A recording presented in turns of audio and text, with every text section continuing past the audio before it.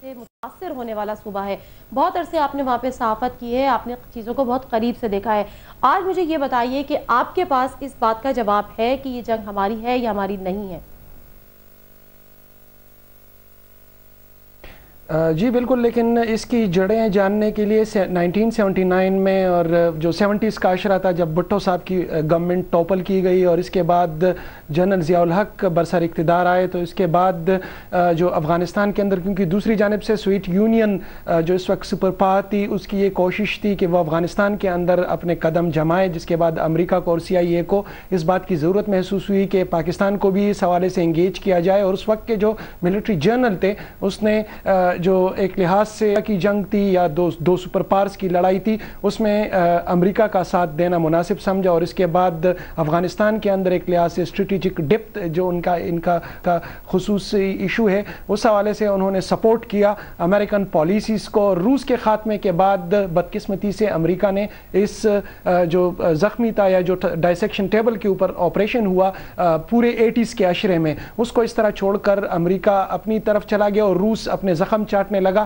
اس دوران افغانستان کو کسی نے توجہ نہیں دی. اس کے بعد 90s کے عشرے میں خصوصاً اس وقت جب جہاد کے خاتمے کے بعد القاعدہ کے جو حقیقی بانیوں میں جس کا شمار ہوتا ہے عبداللہ اعظم صاحب, شیخ عبداللہ اعظم صاحب, انہوں نے یہاں پر پشاور میں, جس جگہ پر میں اس وقت بیٹھا ہوں یہاں سے کچھ فاصلے پر, یونیورسٹی ٹاؤن میں انہوں نے شورا کا اجلاس کیا جس میں اسامہ بن لادن نے بھی شرکت کی. عبداللہ اعظم صاحب کا یہ کہنا تھا کہ اب چونکہ افغانستان کے اندر جہاد ختم ہو چکا ہے, لہٰذا اب افغانیوں کا یا یہاں کے جو بسنے والے ہیں ان کا اختیار ہے, ان کے اختیار میں ہے کہ وہ افغانستان کو کس شکل میں دیکھنا چاہتے ہیں. تاہم بدقسمتی سے اسی شورا کے اجلاس کے کچھ گھنٹے بعد عبداللہ اعظم کو جب اس روڈ سے گزر رہے تھے تو ان کو ایک کار بم دھماکے کے ذریعے شہید کیا گیا, ان کے صاحبزادے بھی شہید ہوئے. اور اس کے بعد جو چیپٹر شروع ہوا پورا 90s کا, اس میں اسامہ بن لادن فرنٹ پر آئے اور ان کی قیادت میں افغانستان کے اندر ایک بقول ان کے اور ان کے جو تصورات اور نظریات پر مبنی ایک اسلامی ریاست کے قیام کے لیے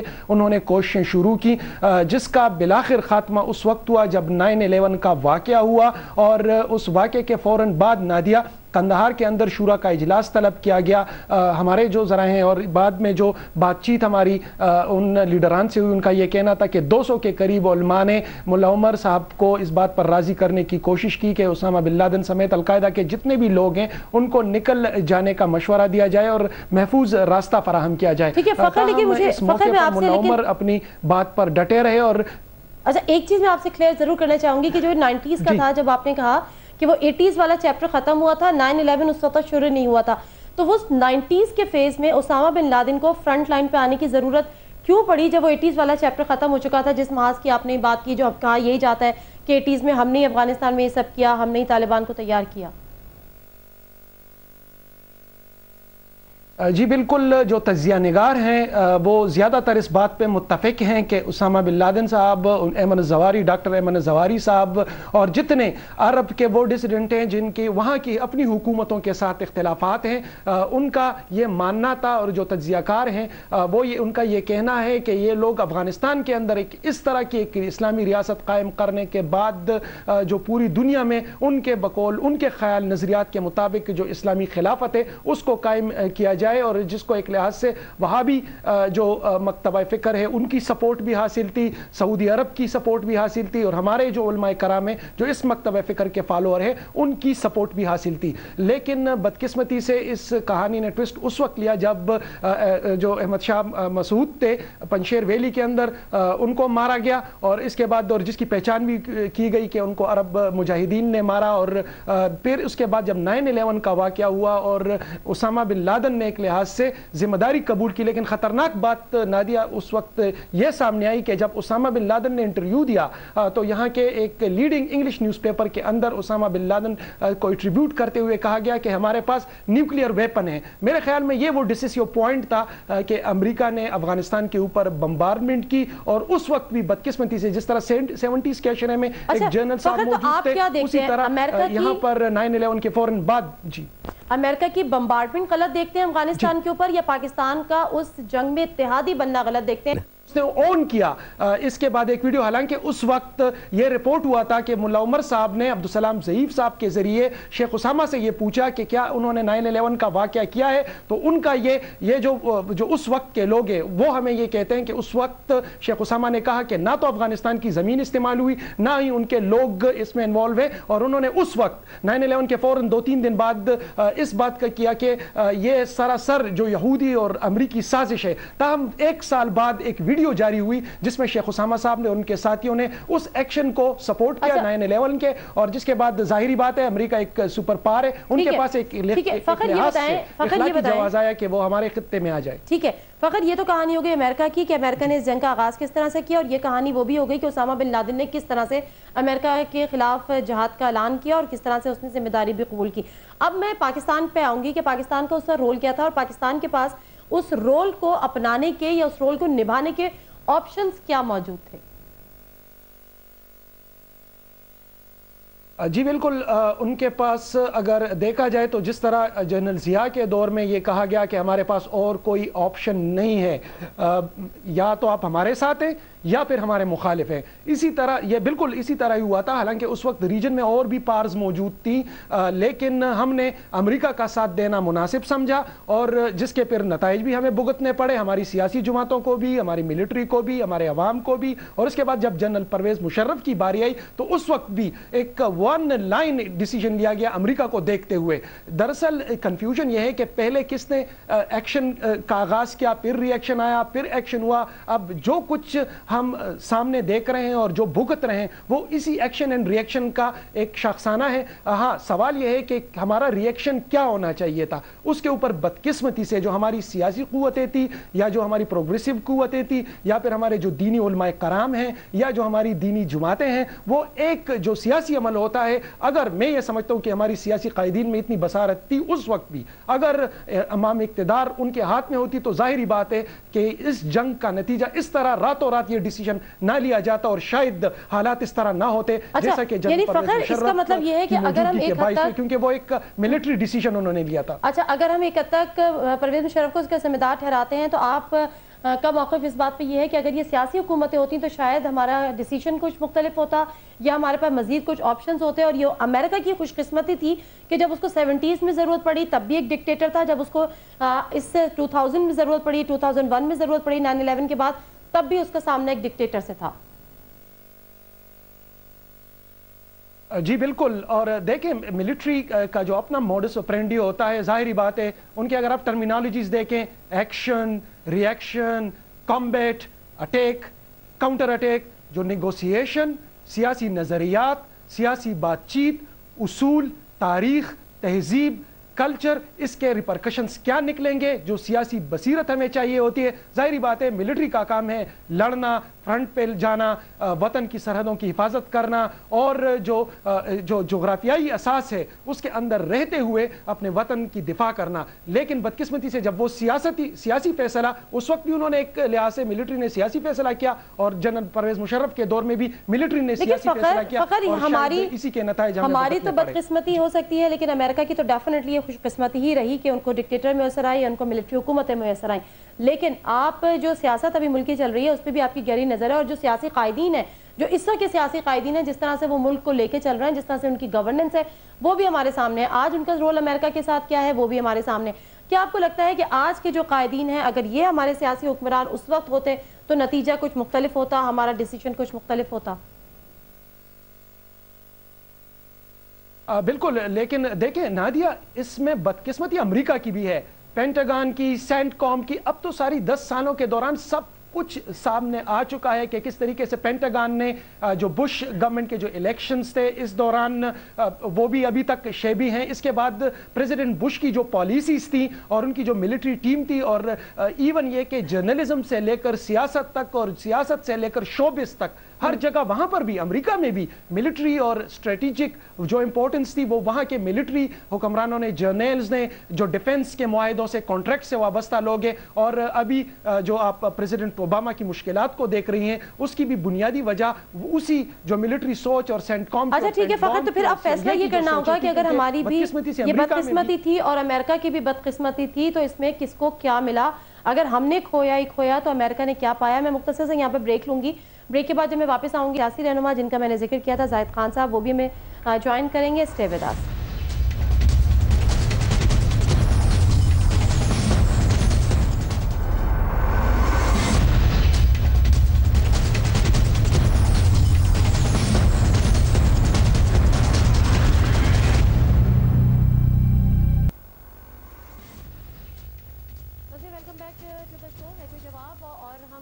कोशिश कर रहे हैं कि आज 10 साल गुजर जाने के बावजूद और इस जंग में, जो कि दहशतगर्दी के खिलाफ जारी जंग है, इससे पाकिस्तान अपना इत्तेहादी होने के बावजूद पाकिस्तान को अगर इतने नुकसान का सामना है जिससे कोई दो राय नहीं है, तो इसकी वजह क्या है? क्या उस वक्त ये उम्मीद नहीं थी और ऐसा सोचा नहीं था कि ये जंग के इतने संगीन नताइश हमारे सामने आएंगे, या उस वक्त ये भी नहीं सोचा गया था कि जंग इतना लंबा अरसा जारी रह सकती है? फरीद पराचा साहब ने मैं टेलीफोन लाइन पर ज्वाइन किया, मैं उनसे बात करती हूँ। अस्सलाम वालेकुम फरीद पराचा साहब। जी अस्सलाम वालेकुम। फरीद पराचा साहब, हम बात कर रहे हैं कि उस जंग की जिसके बारे में ये तो सवाल बहुत उठाए जाते हैं कि ये पाकिस्तान की अपनी जंग है या पाकिस्तान की। रास्ते में वो जरा ऊंचा बोलेंगे जी थोड़ा सा। फरीद पराचा साहब, आज हम बात कर रहे हैं दहशतगर्दी के खिलाफ उस जारी जंग के हवाले से जिसको 10 साल गुजर चुके हैं, लेकिन नतीजा अभी तक हमारे सामने नहीं आया। अगर हम सिर्फ पाकिस्तान की बात करें तो पाकिस्तान को सिर्फ नुकसान ही नुकसान हुआ है।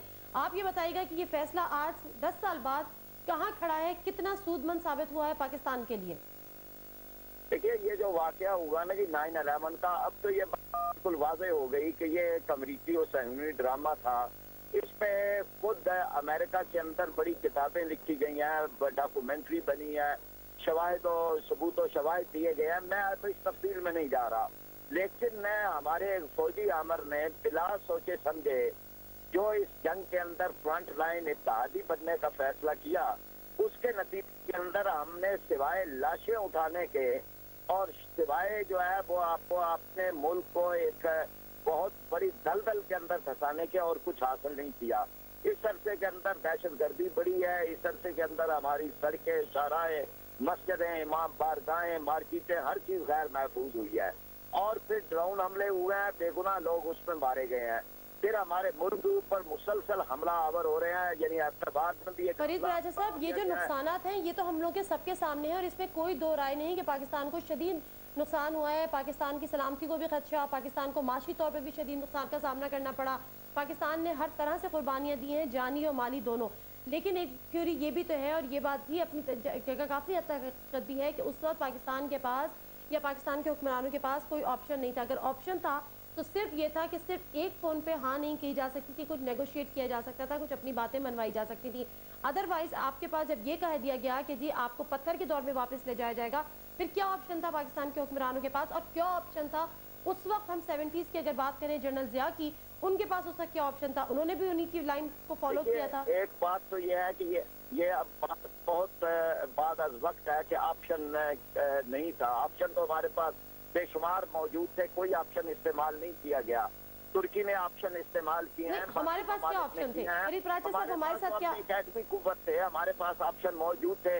लेकिन उसके बाद यह है कि आज हम कहाँ खड़े हैं। अगर करारदाद एक हमारी नहीं, मुझे पता है कि आज हम कहाँ खड़े हैं पराचा साहब। मेरा सिर्फ कहने का मकसद ये है को इस्तेमाल में करके अपने आप को दहशतगर्दी के अजाब से क्यों नहीं हम निजात दिला रहे? पराचा साहब, मेरा सवाल सिर्फ ये है कि मैं अपने नॉलेज के लिए भी ये जानना चाहती हूँ कि हमारे पास क्या ऑप्शन था। अगर हम न्यूक्लियर पावर थे तो क्या हम बम मार देते हैं अमेरिका को? नहीं, देखे ना जी, इसमें पहली ऑप्शन तो ये थी कि क्या कहीं इंटरनेशनल कोर्ट ऑफ क्राइम में या कोर्ट ऑफ जस्टिस में अमेरिका गया है? जबकि आप एक एलिगेशन लगा रहे हैं एक मुल्क के ऊपर या कुछ पूरी एक कम्युनिटी पर, एक उम्मत पर एक इल्जाम लगा था, ब्रिटिश उनके साथ था। अगर बड़े पैमाने पे यहाँ पर करोड़ों आदमी, लाखों आदमी सड़कों पे होते तो किस तरह से हमारे ऊपर दबाव पड़ता? हमने तो एक टेलीफोन पे अपना दबाव कबूल कर लिया। अच्छा पराचा साहब एक सेकंड, हमारी कौम जो है पराचा साहब एक सेकंड, मामले पे इकट्ठी होती तो कभी हमारे ऊपर वो दबाव न पड़े। अच्छा पराचा साहब एक सेकंड, फखर आप मेरे साथ लाइन पर हैं? की पॉलिसियां बनाने का मौका मिलता। जी जी फखर, ये पराचा साहब हमारे साथ हैं, फरीद पराचा साहब, और आपको भी पता है वैसे भी डेफिनेटली जमात इस्लामी का शुरू से आखिर तक यही मौक़िफ़ है, वो कभी भी इसको उसने फेवर नहीं किया है, ये कभी भी उसको सेकंड नहीं किया है कि जो ये डिसीजन लिया गया। अब पराचा साहब के पास जो हम बात भी कर रहे हैं, अगर आपको भी उनकी आवाज़ आ रही हो, वो यही कह रहे हैं कि हमारे पास ऑप्शंस थे लेकिन ऑप्शंस को माना नहीं गया या उन ऑप्शंस पे गौर नहीं किया गया। उनका एक ऑप्शन ये है कि हमें जो आज़ाद दुनिया है, आज़ाद आलमी बरादरी, उनके पास जाना चाहिए था। मुझे कोई नाम बताएंगे किन के पास जाते? पूरा यूरोप, इंग्लैंड उनके साथ था, भारत हमारा दुश्मन था, अफगानिस्तान के साथ हालात हमारे सामने है, वही तो विक्टिम भी था। नहीं, यही तो मामलात होते हैं कि अगर जी बिल्कुल, ये बदकिस्मती थी कि पूरी यूएन ने उनको सपोर्ट किया, उसी यूएन ने, उसी यूरोप ने, उसी अमेरिका ने, उसी साउथ एशिया ने।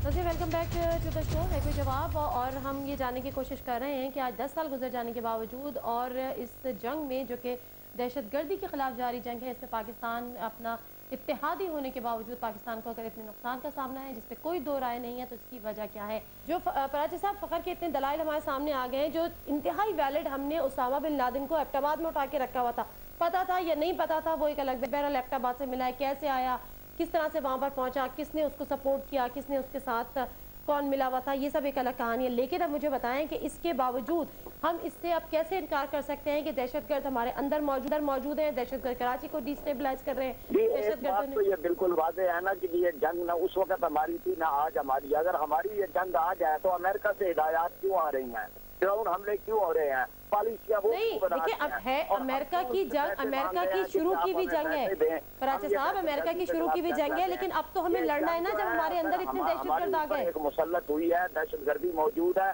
तो ये सबूत और शवाहिद भी मौजूद है कि इसके पीछे खुद अमेरिका भी है और भारत भी है। अभी जो कराची के अंदर हालात हो रहे हैं, जो एविडेंस आए हैं, उसमें भारत का मुलव्वस होना ये बिल्कुल वाज़ेह है। इसके लिए अपनी पॉलिसी बनानी पड़ेगी, हमें बाहर की राजा साहब, कब तक हम गैर दूसरों को कसूरवार ठहराते रहेंगे, कब तक अपनी जिम्मेदारियां दूसरों पर डालते रहेंगे, कभी हम भारत को इल्जाम नहीं देते? नादिया सिंपल सी बात, सिंपल सी नादिया, बिल्कुल मंतिक लॉजिक के ऊपर, इस घर का चौकीदार कहाँ है? घर के अंदर अगर ये सब कुछ हो रहा है तो घर का चौकीदार कहाँ है? राजा साहब बिल्कुल वैलिड बहुत बात करी गई है, ये कहा गया है कि चले ठीक है, अगर हम मान लें कि भारत हमारे अंदर ये तमाम चीजें कर रहा है, कराची को डिस्टेबलाइज करने, इस घर के अंदर चोरी हो रही है, इस घर के अंदर आग लग रही है, घर का चौकीदार कहाँ है? हमारी कमजोरी है जो भारत आज इतना कामयाब हो रहा है। अगर अपने टाइम में बात कर रहा हूँ ना जी कि हमारी ये कमजोरी है कि वो कर रहा है, ये तो नहीं कह रहा दुश्मन का काम तो दुश्मनी करना है। अगर आप उससे बचाव नहीं कर रहे, तहफ़्फ़ुज़ नहीं कर रहे, तो जिम्मेदार आप हैं। मैं तो खुद ये कहता हूँ कि रियासती इदारे जिन पे हम अरबों रुपए खर्च करते हैं, ये हमारे किस काम के हैं? अगर ये हमें इससे तहफ़्फ़ुज़ नहीं दे सकते, कौम को यकजा करने की जरूरत है। अच्छा फखर, मैं आपसे एक सवाल भी पूछूंगी, आपने कहा कि अगर कराची में भारत कराची को डिस्टेबलाइज कर रहा है तो हमारा चौकीदार कहाँ है? जब अमेरिका पे 9/11 हुआ तो अमेरिका के चौकीदार कहाँ था? ये दोबारा आपका सवाल मैंने देखें, अमेरिका के चौकीदार ने, जी बिल्कुल, अमेरिका का जो चौकीदार था उसने अपनी गलती भी तस्लीम की, इसके बाद उसने पूरी दुनिया का नक्शा तब्दील कर लिया। वो अपने 3000 बंदों के लिए मेरे 40,000 बंदे मार दिए, और आज भी वो बिल्कुल उसी तरीके से जो उसने कहा था कि उसामा बिन लादेन ड्रामा था, कुछ भी था, बिलाखिर 10 साल बाद ही सही, एक पॉइंट पर तो पहुंचे ना, हेनरी ने तो 10 साल बाद ही सही, 2 दहाइयों बाद ही सही, बिलाखिर कह दिया कि बिल्कुल हमें पाकिस्तान को अकेला नहीं छोड़ना चाहिए। बंदे अमेरिका ने मार दिए, तो आज हमारे अगर हम इस दहशतगर्दी की जंग को उठाकर देखें तो 35 से 36 हजार हमारी कीमती जानें ज़ाया हो चुकी हैं, 5,000 जो लॉ इन्फोर्समेंट एजेंसीज के लोग हैं वो अलहदा हैं। तो क्या अब हम इन 35,000 जानों के बदले 35 लाख जानें और लें? मैं ये बात नहीं कर रहा, उन्होंने तो पूरी दुनिया को, उनके सिर्फ 3,000 लोग मर गए थे। फिर आप देखें कहां पर इतना बड़ा, जिस तरह मेरे खैबर बाजार के अंदर धमाके हुए, इतना कोई धमाका आप शिकागो में, वॉशिंगटन में, सिएटल में, सैन डिएगो में, किसी जगह, लॉस एंजलिस में, कहीं पर कोई धमाका हुआ?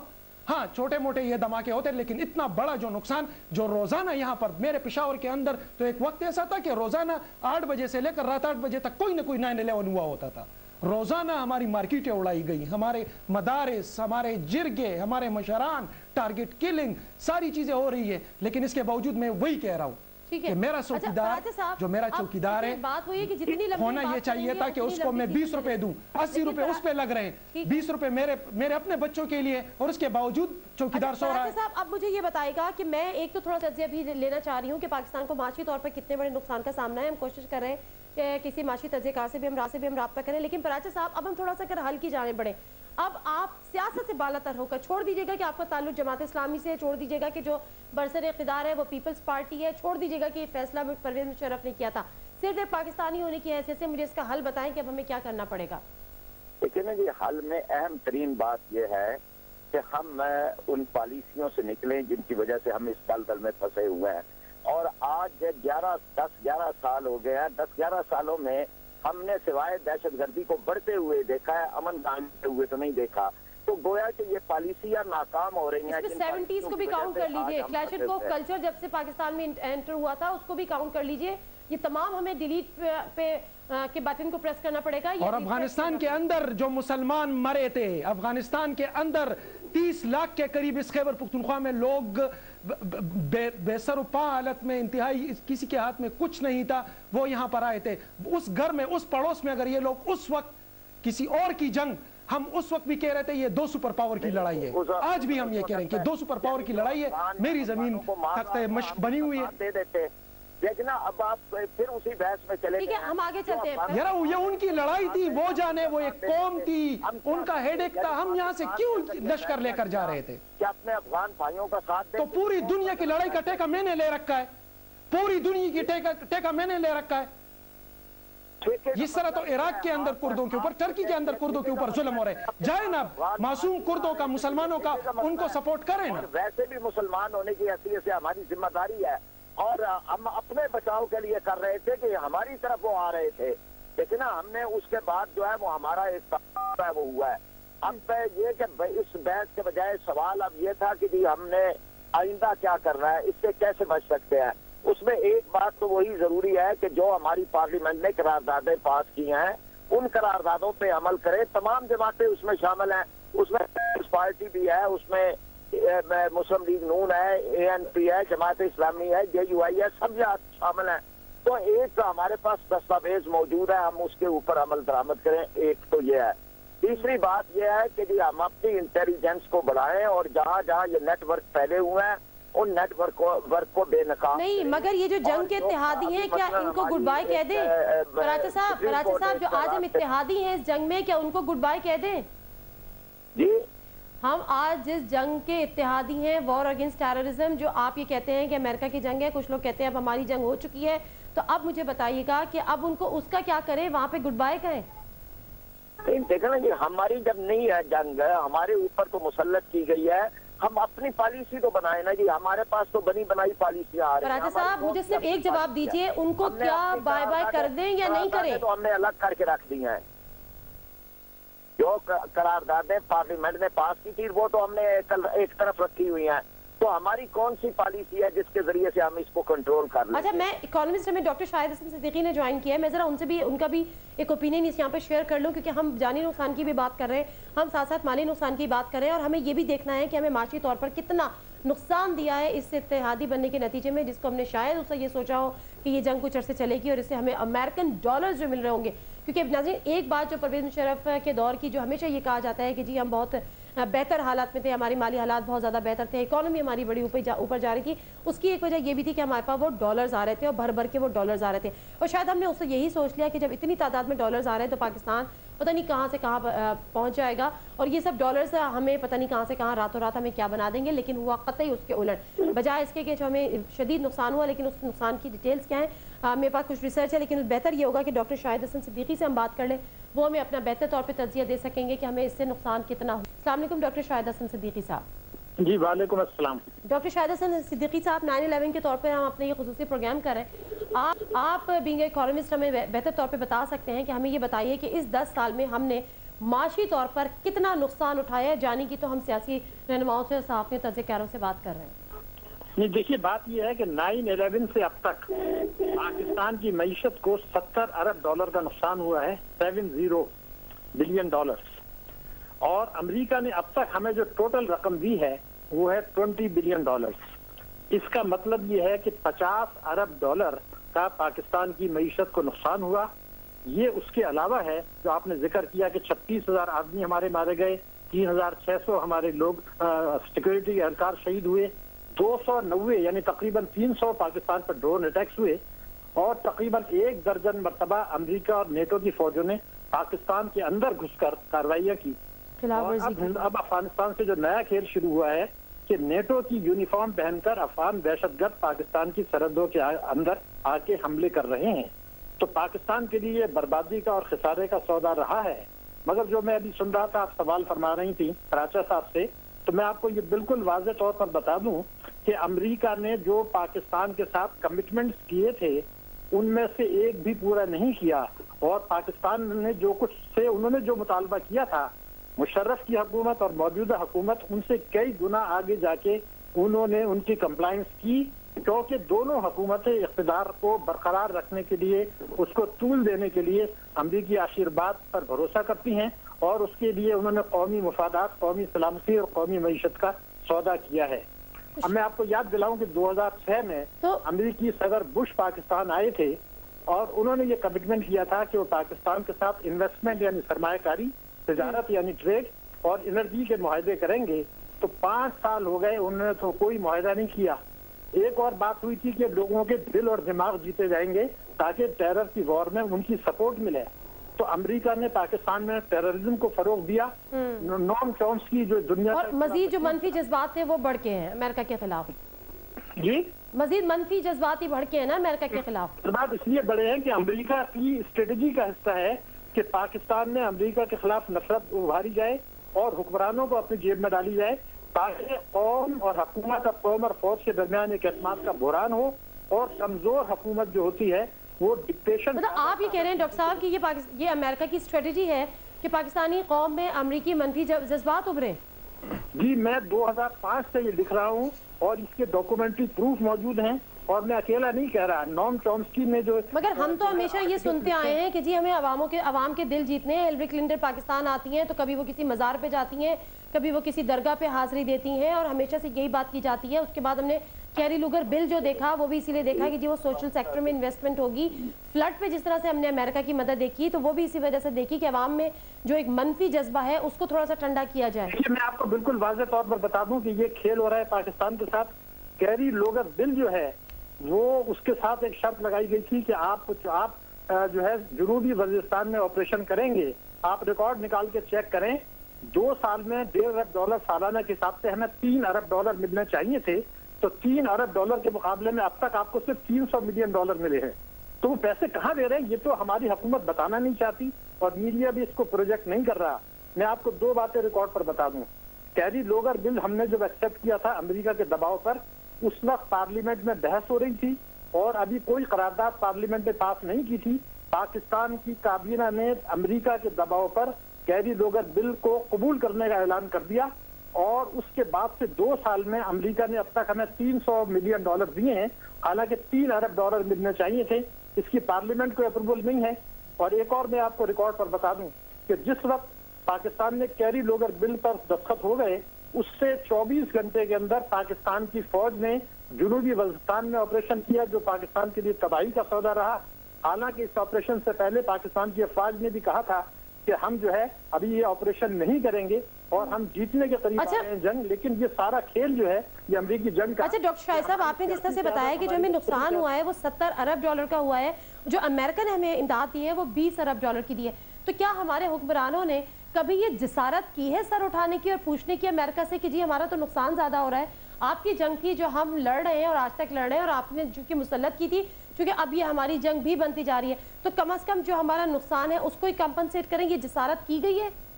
देखिए, मैं आपसे बता कर दूं कि वो जिसारत तो उस वक्त करते जब वो पहले ये कहते अमेरिका से कि जनाब जो आपने $1.5 अरब हमें इमदाद देने की बात की थी और जो कैरी लूगर बिल के तहत इमदाद देनी थी और जो हमारी अफवाज के एक्सपेंडिचर हैं उसको रीइंबर्समेंट करने का मुआहदा था, जिसे कहते हैं कोalition सपोर्ट फंड, तो हमने $13 अरब के एक्सपेंडिचर किए। अमेरिका ने उसमें हमारे अभी तक सिर्फ $8.6 अरब दिए जो हम खर्च कर चुके थे। देखिए, बुनियादी बात यह है कि अमेरिका ने बड़ी चाबुक दस्ती से खेल खेला है اور ایبٹاباد آپریشن کر کے پاکستان کی قیادت کو کٹہرے میں کھڑا کر کے ان کو یہ کہا اور انہوں نے یہ ایکسپٹ کر لیا کہ وی پلیڈ گلٹی. جب ہم نے یہ پلیڈ گلٹی کر لیا کہ جی تو یا تو ہم ملے ہوئے تھے یا وہ 5 سال سے ہمارے یہاں رہ رہا تھا، حالانکہ کوئی ثبوت نہیں ہے کہ وہ رہ رہا تھا یا نہیں رہ رہا تھا، یا ملے ہوئے تھے یا ہم انکمپیٹنٹ تھے، یا ہم انکمپیٹنٹ تھے. تو وہ لیکن انہوں نے، میں آپ کو یہ بھی تصحیح کر دوں کہ امریکہ نے یہ کہا تھا کہ the information so far available with us, تو ہم یہ سمجھتے ہیں کہ پاکستان انکمپیٹنٹ تھا. لیکن کل کو کسی وقت بھی کہہ سکتے ہیں کہ جی وہ بات تو اس لیے تھی کہ سو فار انفارمیشن، کل کو نئی وٹنس آ سکتی ہے. تو یہ پاکستان کو کٹہرے میں کھڑا کر کے انہوں نے تلوار لٹکائی ہے اور پاکستان سے اپنے مطالبات منوا رہے ہیں. ٹھیک ہے، بہت شکریہ ڈاکٹر شاہد حسن صدیقی صاحب، ہمارے پروگرام ہے کوئی جواب میں ہمیں جوائن کرنے کا. بہت بہترین تجزیہ آپ کا ہمارے ساتھ ہے جو ڈیفینیٹلی ہمارا معاون بھی ہمارے لیے ثابت ہوگا. فخر کاکا خیل پراچا صاحب سے تو میرا رابطہ منقطع ہو گیا ہے، لیکن کچھ حد تک میں نے ان سے پوچھ لیا تھا کہ اب ہم چلیں ٹھیک ہے، اب اس دلدل میں ہم گھس چکے ہیں اور دھستے ہی چلے جا رہے ہیں. جنگ ہماری تھی، ہماری نہیں تھی، ہم پہ مسلط کی گئی، لیکن آپ کا یہ ماننا ہے کہ اب بہرحال یہ ہماری جنگ ہے، اب اس سے کیسے نکلیں؟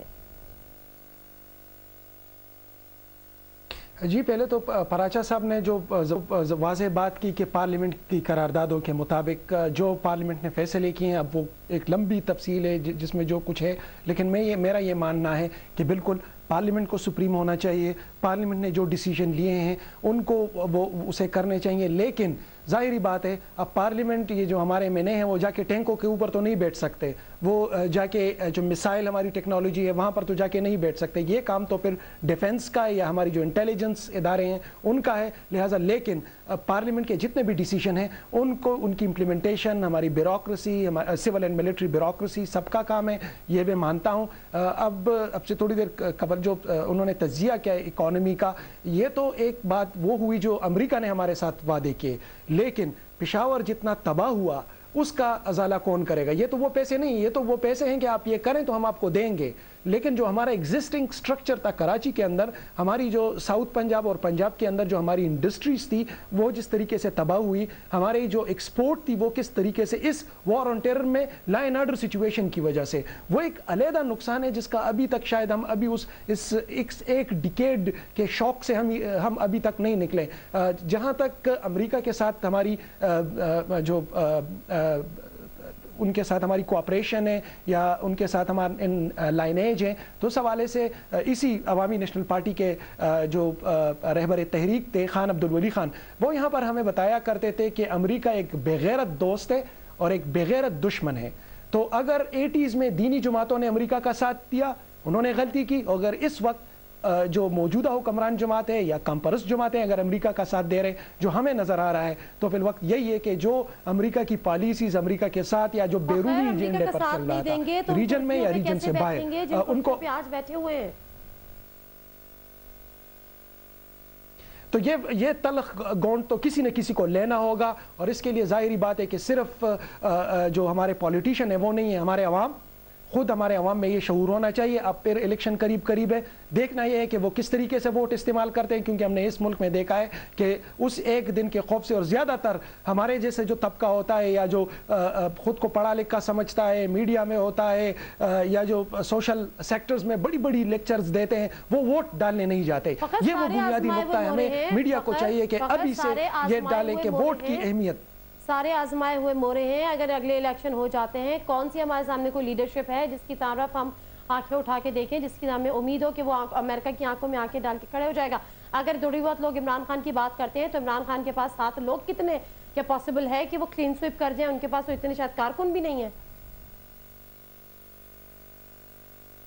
یہ کوئی ضروری تو نہیں کہ صرف ایک پارٹی کے ہی لوگ آ جائیں، مختلف پارٹیوں کے لوگ ہیں. ہماری جو عوام ہے وہ کافی سمجھدار ہے. بدقسمتی یہ ہے کہ وہ جو 12 گھنٹے ہوتے ہیں نا ووٹ والے، اس میں یہ دھوکہ کھا جاتا ہے، یا پھر جو زیادہ تر اکثریت ہوتی ہے اسی مسئلے کے اب آخر جا کر کس کو ووٹ دوں گا. یہی وجہ ہے کہ جو ینگ قیادت ہے وہ عموماً وہ ہوتی ہے اس دوڑ میں ہوتی ہے، لیکن 7ویں 8ویں نمبر کے اوپر ہوتی ہے، کیونکہ اسی طرح کے ہم میڈیا کے اوپر، ٹی وی کے اوپر ان کو ہم نے اتنا ڈسکریج کیا ہوتا ہے کہ وہ ووٹ ڈالنے جاتے نہیں ہیں. اوپر جو ٹاپ کی جو بار بار جو چہرے بدل رہے ہیں مختلف سیاسی جماعتوں کے، وہ بار بار آتے ہیں، ٹاپ 4 ان میں ہوتے ہیں. ٹاپ 4 سے نیچے جب آئیں تو یقیناً انہی 7ویں 8ویں نمبر پر ایسا کوئی بندہ ضرور ہوگا جس کے دل میں یہ لگن ہوگی. آپ کے پاس اس کا واحد حل یہی ہے جی موجودہ صورتحال کا پارلیمنٹ کی قرارداد، پارلیمنٹ کی جو قرارداد ہے جی اس وقت تو جو سردست ہمارے پاس ہے وہ یہی، جس طرح وہ جو آخری تھریٹ میں نے کہا، جو ہماری energy resources day by day روزانہ کے حساب سے ہم یہ کیسی ریاست بن چکے ہیں جو اپنے عوام کو 2 وقت کی روٹی نہیں دے سکتے، بجلی تک نہیں دے سکتے، ہاسپٹلز تک میں ہماری بجلی نہیں ہے. آج بھی اگر وار آن ٹیرر میں 10 سال کا عرصہ گزرنے کے باوجود ہمارے ہاسپٹلز اسی جو 9/11 سے پہلے کے جو ہاسپٹلز تھے ان سے بھی بری حالت میں ہیں. تو یہ جو اسٹرکچر کے اندر، ریاست کے اندر جو انرجی ہے، جو ہماری اکانومی ہے، ان کو ہمیں بہتر کرنا ہوگا. پارلیمنٹ نے جو قرارداد منظور کروائی ہے، جو اس کے امپلیمنٹیشن کے لیے قائم ادارے ہیں آئین کے تحت، ان کو ایکسرسائز کرنا ہوگا، ان کے ذریعے امپلیمنٹیشن کرنی ہوگی. اور آگے کی جو مستقبل کی بات ہے وہ تو ظاہری بات ہے کہ کچھ ہی عرصے میں اب الیکشن کا آئندہ جو سال ہوگا وہ پورا الیکشن میں گزرے گا. تو میرا یہ اپنا یہ خیال ہے کہ الیکشن سے توقعات وابستہ کی جا سکتی ہے اگر تیاری کی جائے اور قوم میں شعور لایا جائے. بہت شکریہ فخر کاکل، ہمیں ہمارے پروگرام ہے کوئی جواب میں ہمیں جوائن کرنے کا. اس کے ساتھ ساتھ میں جماعت اسلامی فرید پراچا صاحب کا بھی شکریہ ادا کروں گی اور اکانومسٹ ڈاکٹر شاہد حسن صاحب کا بھی شکریہ ادا کروں گی کہ انہوں نے بھی ہمیں ٹیلی فون لائن پہ جوائن کیا. ناظرین، مختصر سی بات ہی ہم نے سم اپ کرنے کی کوشش کی، بلکہ اگر کہا جائے کہ دریا کو کوزے میں بند کرنے کی کوشش کی، کس حد تک ہمیں ناکامی ہوئی، کس حد تک ہمیں کامیابی ہوئی. لیکن بہرحال ایک پیو ریسرچ بھی ہمارے سامنے آئی تھی جس میں یہ کہا گیا تھا کہ امریکہ اور یورپ مسلمانوں کے درمیان جو 9/11 ہے وہ ایک بڑے تصادم کا وجہ بھی بنا ہے. اگر ایک ریسرچ مختصر سی نظر ڈالے 2001 میں، اس وقت جو لوگ مانتے تھے اس بات کو کہ مسلمان اور جو دیگر یورپین ممالک ہیں ان کے درمیان یہ تصادم کا سبب بنا ہے، ان کی تعداد 28 تھی. 2002 میں یہ تعداد 35% ہو گئی، 2006 میں یہ تعداد 40% ہو گئی، 2011 میں یہ تعداد 35% ہو گئی. ناظرین، یہ ایک مختصر سی ریسرچ، اور اسی کے ساتھ دیجیے نادر مرزا کو پروگرام ہے کوئی جواب سے اجازت. آپ ہمارے جو پروگرامز ہیں وہ آپ جمعہ، ہفتہ اور اتوار کی شب رات 9 بجے سے 10 بجے کے درمیان دیکھ سکتے ہیں. فیڈ بیک بھی ہمیں دے سکتے ہیں. ٹیلی ویژن اسکرین پر ہمارا فیس بک کا پیج بھی ہے، اس پہ بھی یقیناً ہمیں ضرورت ہوگی آپ کے مشوروں کی اور آپ کے سجیشنز کی. نادر مرزا کو دیجیے اجازت. اللہ حافظ.